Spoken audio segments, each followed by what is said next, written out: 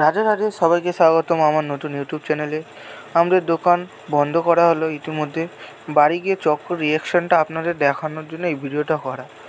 তার আগে চক্কর জন্য কিছু ওর পছন্দ মতো লাড্ডু নিয়ে নেওয়ার পর ইতিমধ্যে বাড়ি পৌঁছে গেছি।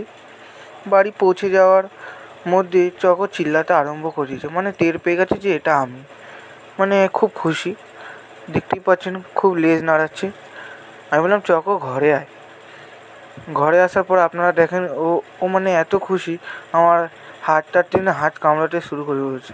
মানে এটাকে লাভ বাইট বলে, লাভ বাইট দিতে রইলো। মানে এত দিচ্ছে আমার হাতে ব্যথা ধরে গেছিলো। আমি বললাম চক্কর ছাড়।